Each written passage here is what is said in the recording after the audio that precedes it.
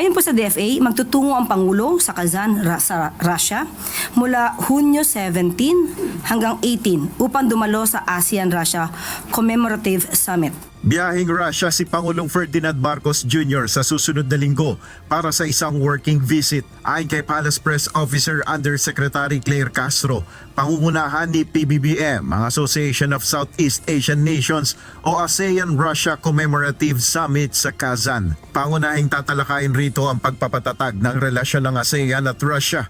Ang Russia ay isang ASEAN Dialogue Partner at bilang ASEAN Chair, ang Pilipinas, pangungunahan natin ang pagsusuri sa naging takbo ng ating kooperasyon at relasyon sa Russia.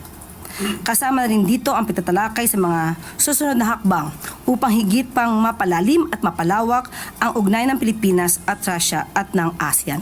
Sa pahayag ng Russian Foreign Ministry, tatalakayin ng mga pinuno ng mga delegasyon ang mga usapin hinggil sa pagpapalalim ng praktikal na kooperasyon sa pagitan ng Russia at ASEAN. Ilalatag dito ang mga hakbang upang higit pang maisulong ang ugnayan ng Russia at ASEAN sa malapit na hinaharap sa larangan ng politika, ekonomiya at pakikipagtulungan. Bago ang magaganap na summit, idadaos ang Russia-ASEAN Business Forum na may pangunahing layon na isulong ang kalakalan at pamumuhunan ng dalawang panig. Ayon kay Yusek Castro, may interes rin ng Pilipinas na talakayin sa Russia ang ukol sa supply ng enerhiya.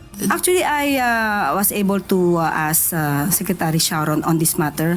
According to her, there is no details yet, but she wants to explore possible options on energy transition and fuel diversification. Pero she is planning to discuss the matter with the ambassador of Russia to the Philippines. Wala pang detalye sa ngayon kung makakaharap ni Pangulong Marcos sa isang bilateral meeting si Russian President Vladimir Putin.